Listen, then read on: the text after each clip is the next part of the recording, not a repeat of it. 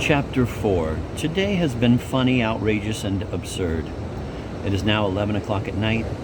I'm sitting in my little room and remembering it all. To begin with, I was forced to go to the roulette rooms in the morning to play for Polina Alexandrovna. I took her 60 Friedrichs d'Or on two conditions. First, that we should not go halves, that is, I refused to take anything for myself if I won. And secondly, that this evening Polina should explain to me precisely why it was so essential for her to win and precisely how much money she needed.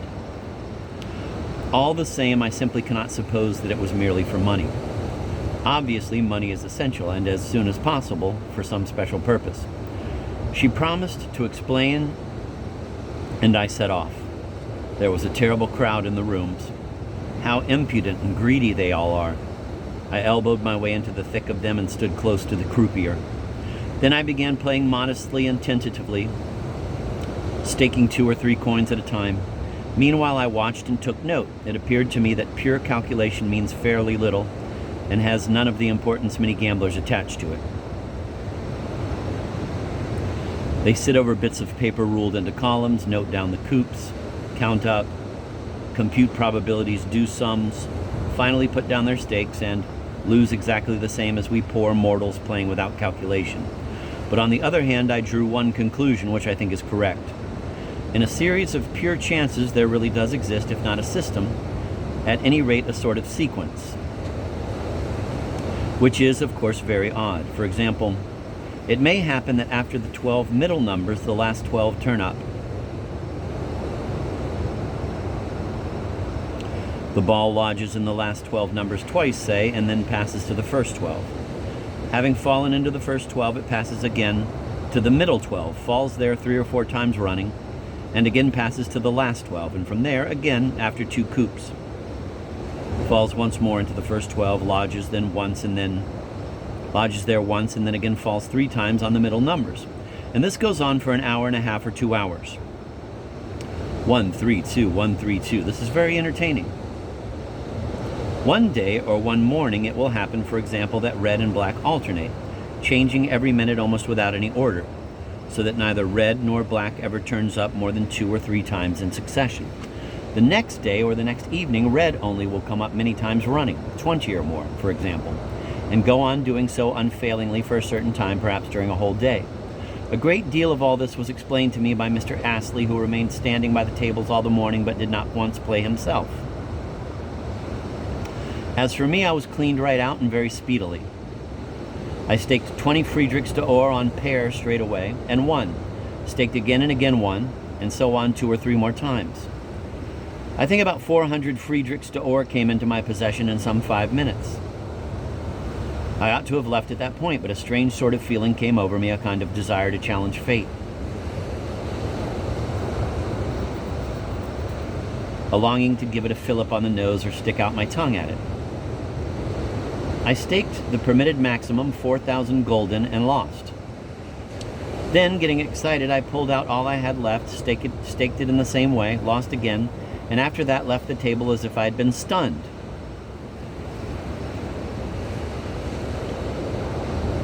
I could not even grasp what had happened to me, and I did not tell Polina Alexandrovna about losing until just before dinner. I had spent the time until then wandering unsteadily about in the park. At dinner, I was again in an excited mood, exactly as I had been 2 days earlier. The Frenchman and Mademoiselle Blanche were again dining with us. It appeared that Mademoiselle Blanche had been in the gaming saloon in the morning and seen my exploits. This time she talked to me somewhat more kindly. The Frenchman was blunter and simply asked me whether it was my own money I had lost. I think he is suspicious of Polina.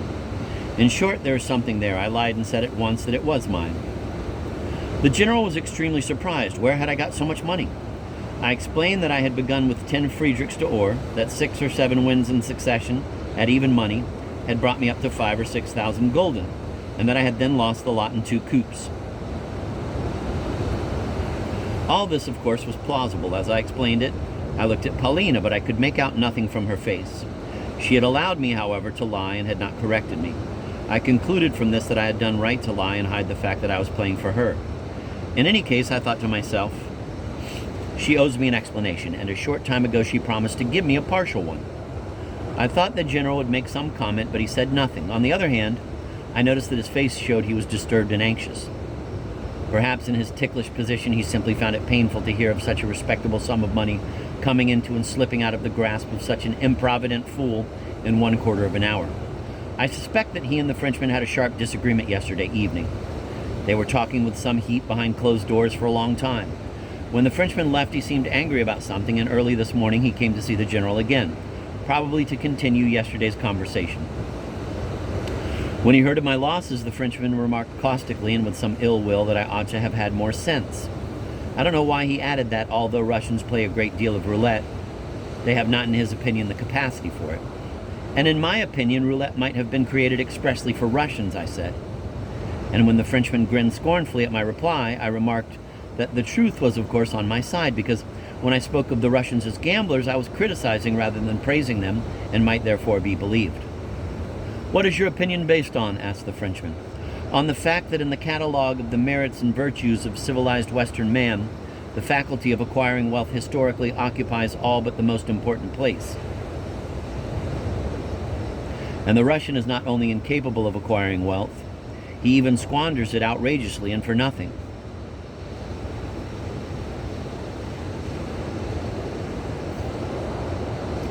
All the same," I added, "Russians also need money, and so we are very glad to have, and very addicted to, ways like, for example, roulette, of getting rich quickly, in a couple of hours, without working. It's a great temptation to us, and as we play without purpose or effort, we lose everything we possess."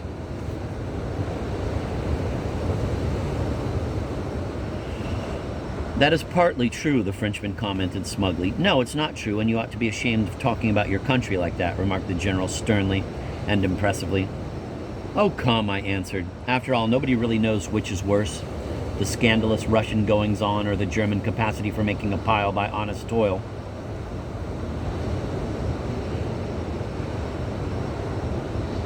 "What a shocking idea," exclaimed the general. "What a Russian idea," exclaimed the Frenchman. I laughed. I desperately wanted to provoke them. "I'd rather fritter away my whole life in a Kirghiz tent," I cried. "I'd rather fritter away my whole life in a Kirghiz tent," I cried, "than worship the German idol." "What idol?" cried the general, who was beginning to get really angry. "The German capacity for amassing wealth. I haven't been here long, but all the same, everything I have had time to notice and study rouses my Tartar blood. I swear I've no use for such virtues. Yesterday I had time to cover about 10 versts of country roundabout. Well, it's all exactly like one of those moralizing little German picture books. Everywhere among these people, every house has its Vater, dreadfully virtuous and exceedingly honest. So honest, in fact, that it's terrible to go near him. I can't stand people who are so honest it's terrible to go near them. Every one of those Vaters has a family, and in the evening they all read improving books aloud to one another. The elms and chestnut trees rustle above the little cottage. There is the sunset and a stork on the roof, and everything is extremely touching and poetic. Don't be angry, General. Let me tell it as touchingly as I can. I remember my own poor dead father used to read similar little books to me and my mother under the linden trees in the garden in the evenings. I can form a sound judgment about it. Well, every family of that sort here belongs to the Vater in complete servitude and subjection. They all work like slaves, and they all scrape up money like Jews. Suppose the Vater has already got together a few gulden, and is counting on handing over his trade or his bit of land to the eldest son. To this end, the daughter is not given a dowry and remains an old maid. To this end also, the younger son is sold into bondage or the army, and the money is added to the capital of the household. This really does happen here. I have been making inquiries. It is all done out of nothing but honesty. Honesty carried to the point where even the younger son, who has been sold, believes that he was sold out of pure honesty. And it is an ideal state of affairs when the victim himself rejoices at being led to the slaughter. And what next? Next, things are no easier even for the elder son. He has his Amalkin, with whom his heart is united. But they can't get married because not enough money has been scraped together yet. They wait virtuously, and, smiling in all sincerity, they too go like lambs to the slaughter. Amalkin's cheeks are sunken. She is growing withered. At last, after about 20 years, the fortune has increased. The golden have been honestly and virtuously amassed. The Vater gives his blessing to the 40-year-old son and the 35-year-old Amalkin, with her withered breasts and her red nose. Thereupon he weeps, moralizes, and dies. The elder son is now transformed into a Vater, and the whole story begins all over again. So after 50 years or 70 years, the first Vater's grandson really has acquired a substantial fortune, which he hands on to his son, and he to his, and he again to his. And after some 5 or 6 more generations, there emerges Baron Rothschild himself, or Hopp and Company, or the devil knows who. Well, sir, what a majestic spectacle. A century or two's continuous labor, patience, intelligence, honesty, strength of character, steadfastness, foresight, and storks on the roof. What more can you want? There is, after all, no higher ideal than this, and from this elevation they begin judging the whole world and instantly punishing the guilty, anybody, that is, who is different from them in the smallest particular. Well, so here's the point. I would rather be a Russian rake or make my pile at roulette. I don't want to be Hopp and Company after 5 generations. I need money for myself, and I don't look on myself as merely an indispensable factor in the acquisition of wealth. I know I've talked an awful lot of nonsense, but I don't care. That's what I think. I don't know whether there's much truth in what you were saying, remarked the general thoughtfully, but I do know one thing. As soon as you're allowed the slightest chance of forgetting yourself, you begin to show off insufferably, and, in his usual way, he neglected to finish what he was saying. If our general ever began to say something with even the tiniest bit more significance than the commonplaces of everyday conversation, he never finished it. The Frenchman had listened carelessly, goggling a little. He had understood almost nothing of what I was saying. Polina had looked on with a certain supercilious indifference. She seemed not to have heard anything that was said at table this time, not only by me, but by anybody else either.